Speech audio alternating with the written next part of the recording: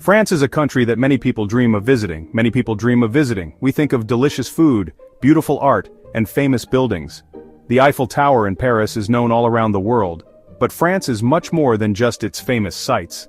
It is a place with a very long and fascinating story. This story is filled with brave fighters, powerful kings, and brilliant artists.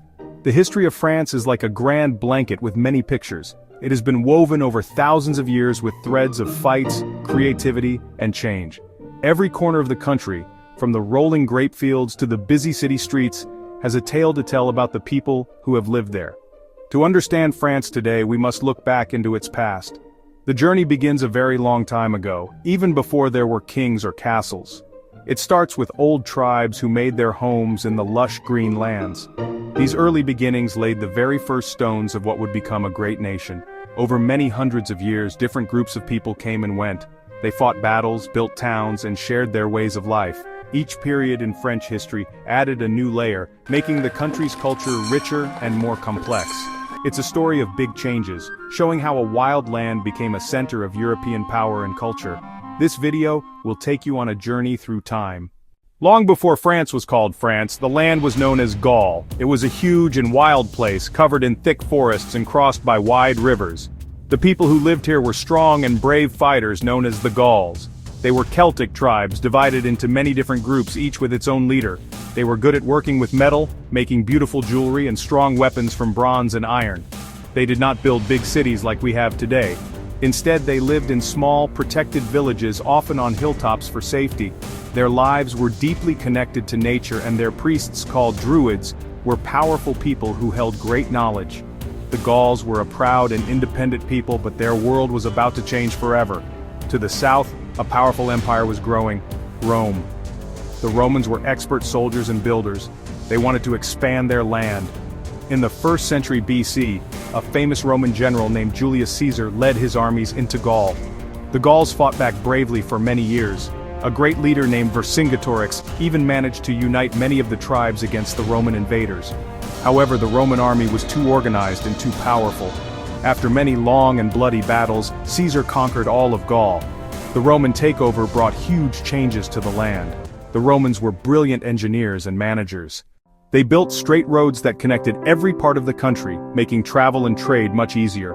They built impressive cities with stone temples, public baths, and amphitheaters. Many of these Roman buildings can still be seen in France today. The Romans also brought their language, Latin, and their laws. Over time, the local Gaulish people began to adopt Roman ways. This new culture, a mix of Gaulish and Roman traditions, is known as Gallo-Roman. This period of Roman rule lasted for almost 500 years.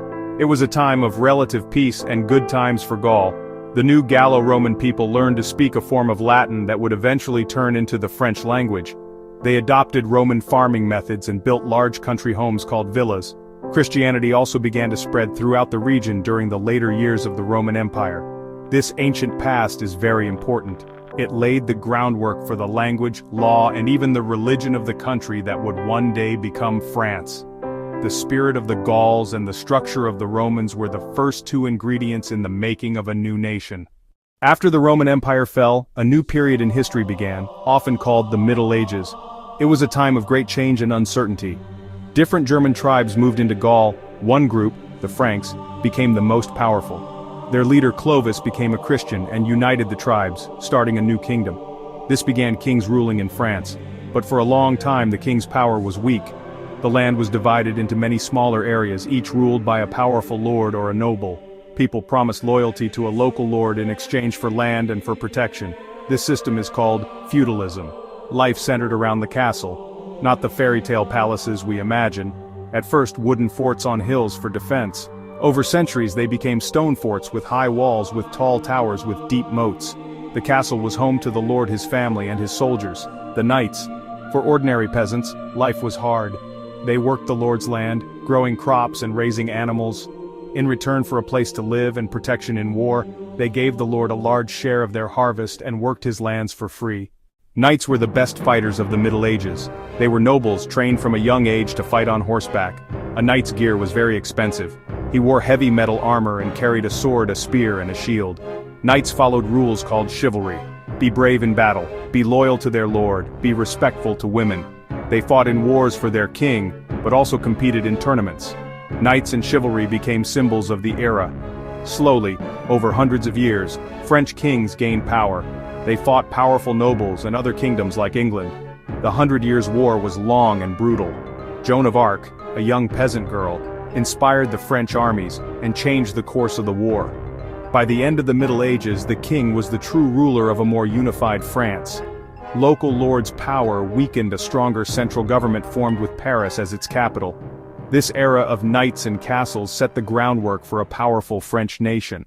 After the long and often dark medieval period, a new and exciting time began in Europe. It was called the Renaissance, which means rebirth.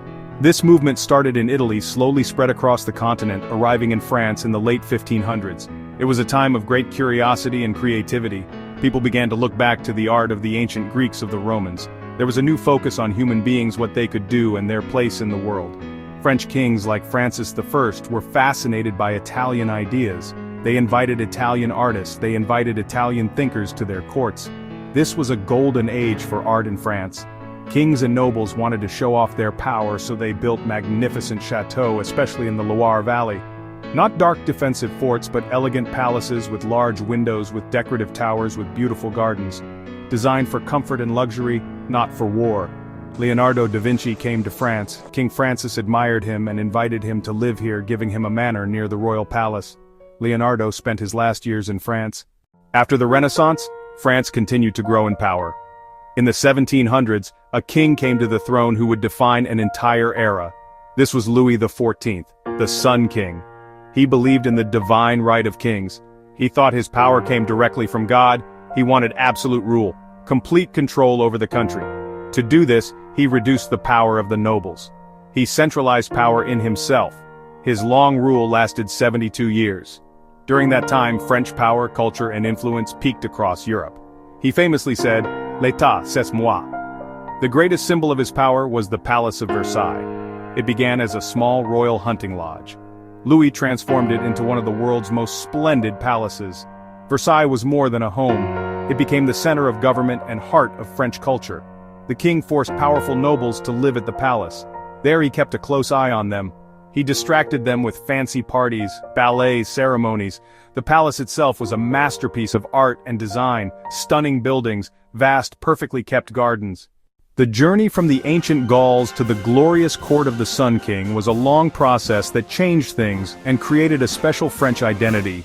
In the beginning, the people of Gaul were divided into many different tribes with their own customs and loyalties. The Roman conquest was the first big step towards unity.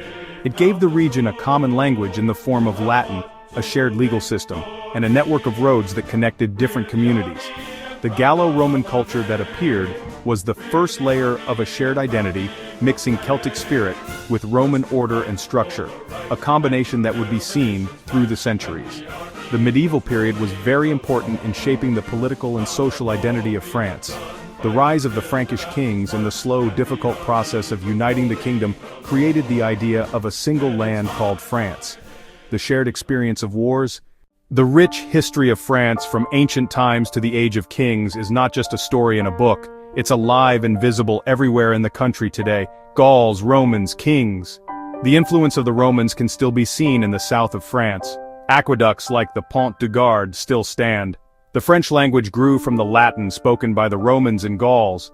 The very way many old French cities are laid out, central squares, and straight roads from Roman town planning. The medieval period left a clear mark on the French land and imagination. The country is dotted with over 40,000 castles and forts, each one a stone reminder of the age of feudal lords and knights. These castles are now popular places for tourists to visit, but they also show the long process of coming together that created the nation. The strong central government that exists in France today has its deep roots in the efforts of medieval kings. The Renaissance and the era of the Sun King shaped the cultural reputation that France still enjoys.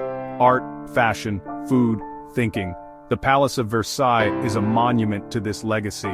The French pride in their language, their pride in food, their pride in an elegant way of life.